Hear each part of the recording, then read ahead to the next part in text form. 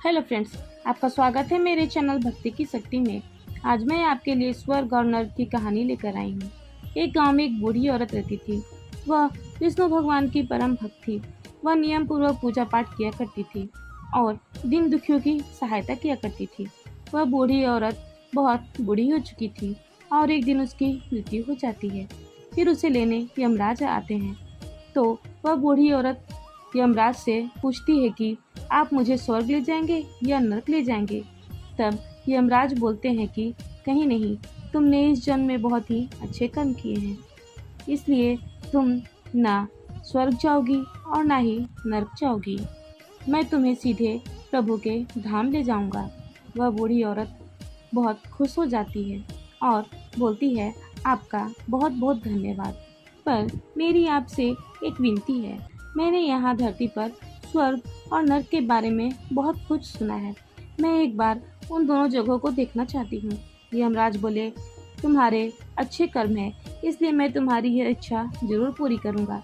चलो, हम स्वर्ग और नर्क के रास्ते से होते हुए प्रभु के धाम चलेंगे।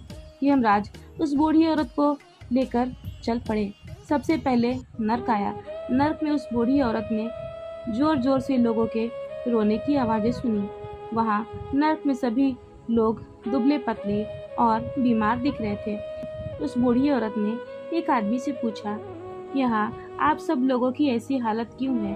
तब वह आदमी बोला, तो और कैसी हालत होगी मरने के बाद। जब से यहाँ आया हूँ मैंने एक दिन भी खाना नहीं खाया है। भूख के मारी हमारी आत्माएं तड़प रही हैं। बूढ़ी औरत की नज़र एक विशाल पतीले पर पड़ी, जो कि लोगों के कद से करीब 300 फीट ऊंचा था। उस पतीले के ऊपर एक विशाल चम्मच लटका हुआ था। उस पतीले से बहुत ही स्वादिष्ट खुशबू आ रही थी। बूढ़ी औरत ने उस आदमी से पूछा, इस पतीले में क्या है? उस आदमी ने मायूस होकर कहा, यह पतीला हर समय बहुत ही स्वादिष्ट खीर से भरा रहता है। बूढ़ी औरत ने हैरानी से पूछा, इसमें खीर है तो आप लोग पेट भर के यह खीर खाते क्यों नहीं? भूख से क्यों तड़प रहे हो? तो वह आदमी रो रो कर बोला, कैसे खाएं? यह पतीला 300 फीट ऊंचा है। हम में से कोई भी उस पतीले तक नहीं पहुंच पाता है। बूढ़ी औरत को उन पर तरस आ गई।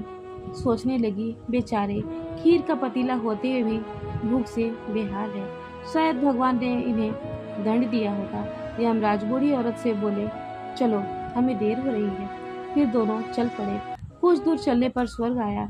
वहाँ पर बुजुर्ग औरत को सबके हंसने खिलखिलाने की आवाज़ें सुनाई दी। सब लोग बहुत खुश दिख रहे थे। उनको खुश देखकर वो बूढ़ी औरत भी खुश हो गई।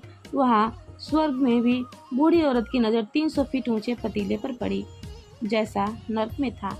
उसके ऊपर वैसे ही चम्मच लटक रहा था। बूढ़ी औरत ने वहाँ के लोगों से पूछा, इस पतीले में क्या है? स्वर्ग के लोग बोले, इसमें बहुत ही स्वादिष्ट खीर है। वो हैरान हो गई और उनसे बोली, यह पतीला तो 300 फीट ऊंचा है।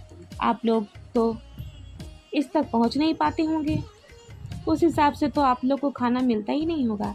आप लोग भूख के मारे बेहाल होंगे। पर मुझे तो आप लोग सब इतने खुश दिख रहे हो, ऐसा कैसे हो सकता है? वे बोले, हम तो सभी लोग इस पतीले में से पेट भर खीर खाते हैं। वो बूढ़ी औरत बोली, पर कैसे? पतीला तो बहुत ऊंचा है। तब वे लोग बोले, तो क्या हो गया? पतीला ऊंचा है तो यहाँ पर कितने सारे पेड़ हैं।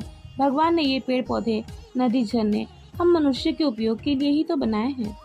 हमने पेड़ों से लकड़ियाँ ली, उसको काटा, फिर लकड़ियों के टुकड़ों को जोड़कर विशाल सीढ़ी का निर्माण किया। उस लकड़ी की सीढ़ी के सहारे हम पतीले तक पहुंच जाते हैं और सब मिलकर खीर का आनंद लेते हैं। वह बूढ़ी औरत यमराज की तरफ देखने लगी। यमराज मुस्कुराए और बोले, भगवान ने स्वर्ग और नर्क मनुष्य के हाथों में ही सौंप रखा है। चाहे तो अपने लिए नर्क बना ले, चाहे तो अपने लिए स्वर्ग। भगवान ने सबको एक समान हालातों में डाला है। उनके लिए उनके सभी बच्चे एक समान हैं। वे किसी से भी भेदभाव नहीं करते हैं। वहाँ नर्क में भी पेड़ पौधे सब थे, पर वे लोग आलसी थे। उन्हें खीर हाथ में ही चाहिए थी। वो कोई कर्म नहीं करना चाहते थे, कोई मेहनत नहीं करना चाहते थे, इसलिए भूख से बेहाल है। क्योंकि यही तो भगवान की बनाई हुई इस दुनिया का नियम है। जो कर्म करेगा उसी को मीठा फल खाने को मिलेगा। यमराज की बातें सुनकर बूढ़ी औरत खुश हो गई और उसे समझ में आ गया कि स्वर्ग और नर्क इंसान के अपने ही हाथों में है। अच्छे कर्म करेंगे तो स्वर्ग मिलेगा और बुरे कर्म करेंगे तो नर्क मिलेगा। यह सोचकर बूढ़ी औरत ने यमराज को धन्यवाद दिया और यमराज के साथ भगवान के धाम चली गई। जय हो भगवान विष्णु की। फिलहाल इस वीडियो में इतना ही।